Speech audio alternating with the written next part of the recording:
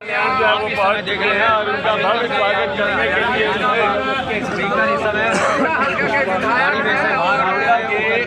जो तमाम गरोंडा विधानसभा के जो तमाम सरपंच है, पूर्व सरपंच है, उनके द्वारा हरविंदर कल्याण जी का भव्य स्वागत किया जाएगा। जहाँ पर आप देख सकते हैं तारा और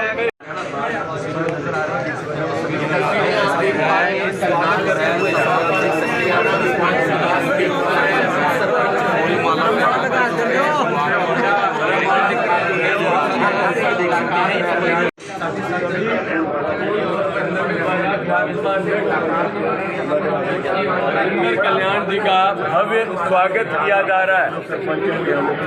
जो तमाम सरपंच हैं, पूर्व सरपंच हैं, उनके द्वारा हरविंदर कल्याण जी का भव्य स्वागत किया जा रहा है। पूर्वाधाओं के साथ और चुनाव जीतने के बाद तमाम सरपंच हैं, पूर्व सरपंचों के द्वारा ये कार्यक्रम रखा गया। और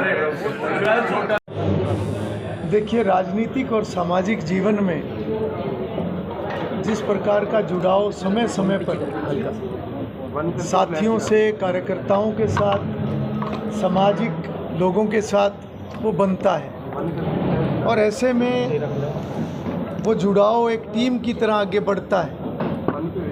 आज मुझे खुशी है कि मेरे क्षेत्र के जो पूर्व सरपंच हैं, ऐसे कुछ पुराने साथियों ने आज एक भोजन का एक कार्यक्रम रखा है और उन्होंने मुझे उसके लिए आमंत्रित किया और सभी के साथ बैठकर चर्चा होगी।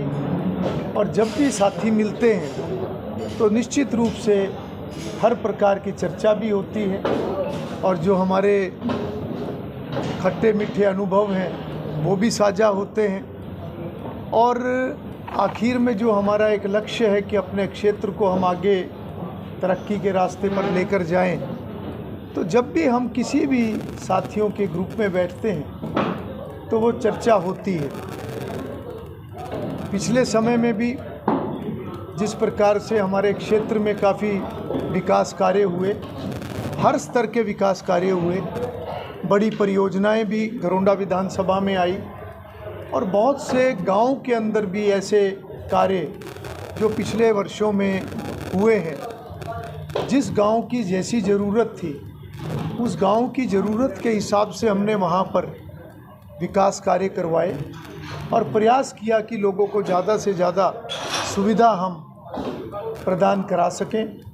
मुझे खुशी है इस बात की कि 2014 में जब पहली बार ये जिम्मेवारी मिली, उस समय में जब मनोहर लाल जी प्रदेश के मुख्यमंत्री थे, तो बहुत ही एक पिछड़ा हुआ क्षेत्र हमारा गरोंडा विधानसभा था और उसके बाद लोगों की जो ज़रूरतें थी, गांव की जो ज़रूरतें थी, पूरे क्षेत्र के लिए जो बड़ी परियोजनाओं की ज़रूरत थी, ऐसे सभी कार्य पिछले 10 वर्षों में हुए हैं। ये सही है कि पिछले 5 वर्षों में कोरोना काल के कारण से विकास कार्यों में उस गति में थोड़ा एक बाधा ज़रूर आई है, परंतु उसके बावजूद भी एक बहुत सारे ऐसे कार्य जो लगातार अभी भी चल रहे हैं।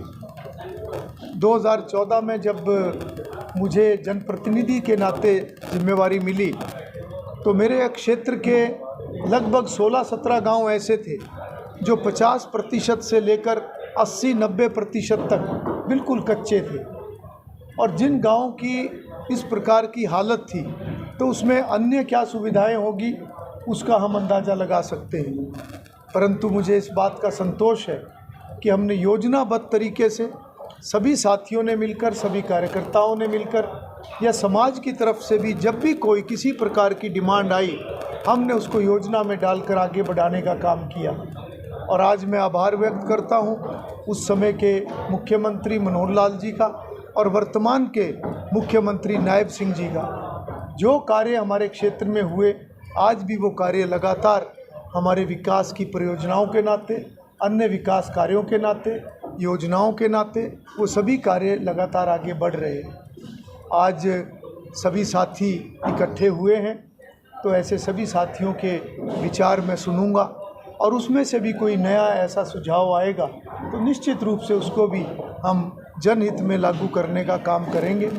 पिछले दिनों में जिस प्रकार से एक बनी हुई है और पूरे भारतवर्ष में जिस प्रकार बारिशों के कारण से जगह जगह पर बाढ़ भी आई है, पहाड़ी क्षेत्र में लैंडस्लाइड भी हुई है, बहुत सारे लोगों ने अपनी जान से हाथ गंवाया है। बहुत से लोग जल भराव के कारण से, चाहे वो पशुधन के चारे की बात है, पशुधन के नुकसान की बात है, जान का नुकसान है, इस प्रकार का हम पिछले काफ़ी दिनों से देख रहे हैं। और मैं समझता हूं कि मैंने पिछले दिनों में जिस प्रकार से अपील की थी, आज भी मैं अपने इन सभी साथियों से ये अपील करूंगा कि ये भी आज इस आपदा की घड़ी में यथासंभव जो है वो सहायता प्रदान करने का काम करें। और इस बात की भी मुझे खुशी है कि समाज के बहुत सारे ऐसे लोग, बहुत सारी सामाजिक संस्थाएं, आज वो सभी इस समय में सरकार के साथ एक सहयोग के नाते आज आगे आए हैं। और पंजाब को भी जो हरियाणा सरकार की तरफ से पंजाब और जम्मू कश्मीर को भी जो एक राशि, सहायता राशि हरियाणा की तरफ से प्रदान की गई है, उसकी भी मैं मुख्यमंत्री जी की इस पहल की मैं सराहना करता हूं, क्योंकि ये बात हमें समझनी पड़ेगी। और मैं इस बात को मानता हूं कि जब भी कोई प्राकृतिक आपदा आती है तो वो किसी एक राज्य या एक सीमित इलाके के लोगों का वो कार्य नहीं रहता, वो सभी को मिलजुल कर ऐसी आपदा की घड़ी में सभी को मिलजुल कर उसमें आगे बढ़ने की ज़रूरत है। और जितना भी हो सके बाढ़ पीड़ित जो लोग हैं उनकी आज हम मिलकर सहायता करें, ये हम सभी का ये उद्देश्य होना चाहिए। सर, गरुड़ा एरिया में और इंद्री एरिया में कितने खेतों में, हालांकि गांव में पानी नहीं गया, आपके गरुड़ा हल्के में, इंद्री में कितनी जो है फसल प्रभावित हुई? देखिए, जो बरसात के कारण से जो हालात बने हैं उसमें बहुत सारी नदियों में जो जल स्तर बढ़ा है उसके कारण से बहुत जगहों पर दिक्कत आई है। चाहे वो टांगरी की बात है, चाहे वो घग्गर की बात है, चाहे वो यमुना की बात है, या वो अन्य नदियां जो अन्य प्रदेशों को जोड़ती हैं, उन सभी की बात है। तो काफ़ी नुकसान अन्य राज्यों में बहुत ज़्यादा नुकसान हुआ है। हरियाणा में भी कई ज़िलों में जल भराव है। और जो यमुना का क्षेत्र है, मैं इस बात से मुझे संतुष्टि है कि 2 वर्ष पूर्व जिस तरीके से यमुना में बाढ़ आई थी उसके कारण से तटबंध टूटे थे, उसके बाद स्थिति को संभालते हुए उसके बाद जो योजना बनी वो योजना फ्लड वर्क्स के माध्यम से जो कार्य यहाँ पर हुए, उस मजबूत कार्यों के कारण से हमारे तटबंध सुरक्षित हैं और जो बाढ़ की एक स्थिति बन सकती थी उससे काफ़ी बचाव हमारे क्षेत्र का हुआ है। परंतु बाढ़, उस पानी का असर तटबंधों के अंदर जो नदी का क्षेत्र है उसमें ज़रूर जो फसलों का नुकसान हुआ है। मेरे क्षेत्र में भी जो मुझे जानकारी मिली है 200 से 250 एकड़ ज़मीन जो कि एक गन्ना उसके अंदर जो किसानों ने बोया हुआ था उसका नुकसान हुआ है, जो पानी के अंदर वो बह गया है। परंतु वो बंधों के अंदर का वो क्षेत्र है। पिछले दिनों में मुख्यमंत्री जी ने इस बात की घोषणा की है कि जहाँ जहाँ पर भी किसानों का नुकसान हुआ है वहाँ पर क्षतिपूर्ति पोर्टल, इसमें उनका नुकसान दर्ज करके सरकार आने वाले समय में उसकी पूर्ति करने का प्रयास करेगी। और मैंने भी आज इस विषय में जो डिप्टी कमिश्नर करनाल है उनसे मैंने बात की है और मैंने उनको ये कहा है कि जितना भी यमुना का क्षेत्र है, जहाँ जहाँ पर भी इस प्रकार से जो एक फसलों का नुकसान हुआ है उसमें क्षतिपूर्ति पोर्टल में ज़रूर वो किसान अपना दर्ज करा पाएँ, इस बात को प्रशासन ज़रूर सुनिश्चित करे। और मुझे उम्मीद है कि हम मिलकर इस आपदा के अंदर जो है मिलकर हम अपना कार्य करेंगे। सरकार अपनी जगह कार्य करेगी, समाज अपने तरीके से योगदान कर रहा है और मैं भी सभी से ये अपील करता हूँ कि इस आपदा की घड़ी में हम सब मिलकर जो पीड़ित परिवार हैं उनके साथ खड़े हों। करोड़ों रुपए का बजट आता है हर साल तटबंधों को तैयार करने के लिए। आपके इलाके में नुकसान कम हुआ है, इंद्री में नुकसान ज़्यादा हुआ है। यूपी के तटबंध हमसे ज़्यादा मजबूत है, हरियाणा की कमज़ोर है। इस बात की जांच नहीं होनी चाहिए कि करोड़ों रुपया जा कहाँ पे रहा है? देखिए, ये जो करोड़ों रुपया आता है, जब से हमारी सरकार आई है और जब से जनप्रतिनिधि के नाते मुझे जिम्मेवारी मिली है, हमने ये सुनिश्चित किया है कि जो भी बाढ़ बचाव के कार्य हैं उनके लिए जो भी पैसा जो अलॉट होता है, अप्रूव होता है, वो सही तरीके से लगे और वो पैसा सही तरीके से लगा भी है। इलाके में लग रहा है समय समय पर हमने बिल्कुल उसकी मॉनिटरिंग लगातार करते हैं। परंतु ये भी सही है कि जब हम तटबंधों को मजबूत करने का काम करते हैं तो जो बीच का एरिया जो उस समय में हमें उस प्रकार से नहीं दिखाई देता कि यहाँ पर भी किसी तरीके की दिक्कत हो सकती है, तो कई बार नए ऐसे सेंसिटिव क्रिटिकल पॉइंट्स भी आ जाते हैं, क्योंकि नदी का बहाव अपने तरीके से कई बार जो है वो घूम जाता है और उसके कारण से जहाँ पर भी वो पानी टकराव करता है वहीं पर वही एरिया क्रिटिकल बन जाता है। तो इसके लिए लगातार एक सतत प्रक्रिया चलती है कि तैयारियों के लिए फ्लड वर्क्स की तैयारी की जाती है, वो अप्रूव करके वो सब स्टड और जितनी भी इस प्रकार के काम है वो किए जाते हैं। साथ ही साथ जब बारिश के समय में नदी उफान पर होती है, उस समय में ताज़ा इस प्रकार का कोई कटाव हो, उसके लिए प्रशासन अपनी तैयारी रखता है। क्योंकि पिछले दिनों में मैंने भी जब बाढ़ बचाव के कार्य चले हुए थे, मैंने उसकी समीक्षा की और हमने ये सुनिश्चित किया कि सभी कार्य समय पर पूरे हों। और अगर आप जमुना पर जाकर देखेंगे तो आप ये महसूस करेंगे कि कितनी मजबूती के साथ वो सारे काम हुए हैं। परंतु जब बरसात का मौसम शुरू हुआ और इतनी तेज़ बारिश जो पहाड़ों में भी हुई है, उसके बाद हम लोगों ने ये सुनिश्चित किया है, प्रशासन भी पूरे तरीके से अलर्ट है, विभाग भी पूरे तरीके से अलर्ट है, तटबंधों पर मशीनरी भी तैनात है, मैन पावर भी तैनात है, कट्टे भरने की सारी व्यवस्था की हुई है। यहाँ तक कि अगर कोई इमरजेंसी पड़ती है तो पत्थर कहाँ से आएगा वो भी व्यवस्था की हुई है। परंतु मैं फिर भी ये बात कहता हूँ कि जब प्राकृतिक आपदा आती है तो वो कहीं ना कहीं जो सरकारी व्यवस्थाएं हैं, जो बड़ी व्यवस्थाएं हैं, वो भी छोटी पड़ जाती हैं। मैं प्रभु से कामना करता हूँ कि इस प्रकार की आपदा से हम सब बचें और लोगों को उस प्रकार का नुकसान ना झेलना पड़े।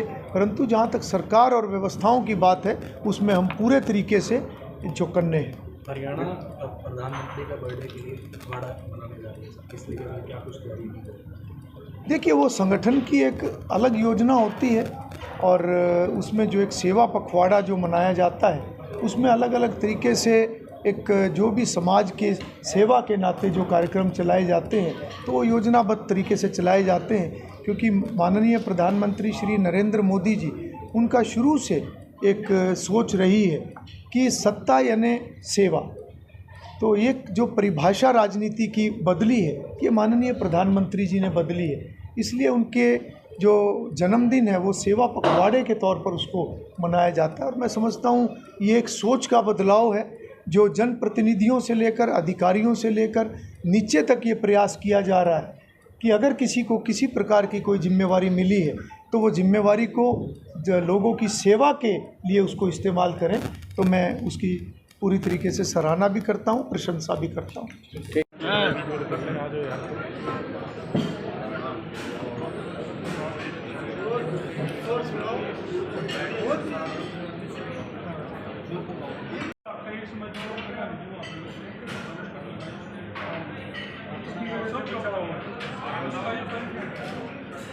तो से पैजी सारा सारे कामों में परेशान हो गए।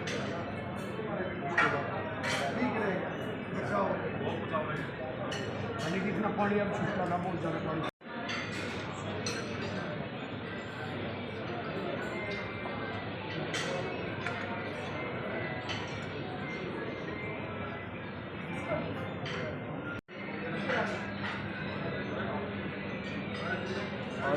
एक सरपंच वाले रोल में आने सरपंच वाले फीलिंग चल रही है। आज ये हरिंदर कल्याण जी पहुंचे थे, इसको लेकर देखो, बहुत गर्व की बात है हमारे लिए। हमारे हल्का घरोंडा से हरविंदर कल्याण जी विधायक बन के विधानसभा के स्पीकर बने पूरे हरियाणा के। और आज पूर्व सरपंचों ने, अलग अलग संस्थाएं होती है, जैसे एक्स सरपंच या मौजूदा सरपंचों की अलग संस्थाएं होती हैं, ऐसे पूर्व सरपंचों ने आज उनके सम्मान के लिए यहाँ इकट्ठा हुए हैं। तो आज उनका सम्मान, पूर्व सरपंच स्पीकर बनने के बाद उनका सम्मान कर रहे हैं। कुछ मांगे भी आपसे? नहीं, मांगे तो जो गांव के, देखो जो काम है, पूर्व सरपंचों के पास भी लोग आते हैं, जो काम हमारे होते हैं हम रूटीन में उनको वो देते हैं, वो हमारे होते हैं। वो सरपंचों के पास भी आते हैं, एक्स सरपंचों के पास भी आते हैं। वो तो जैसे जैसे गांव की डिमांड है वो रूटीन में गांव में घूम घूम के हर दौरा उन्होंने कर लिया है। वो काम तो वहीं गांव में मौके पे करते हैं सर। एसोसिएशन का नाम क्या है? हैं जी, एसोसिएशन का नाम क्या है? सरपंच एसोसिएशन होती है जी, एक्स सरपंच एसोसिएशन है हमारी। क्या नाम है? पूर्व सरपंच हूँ पवन सिंह स्टोनबी से।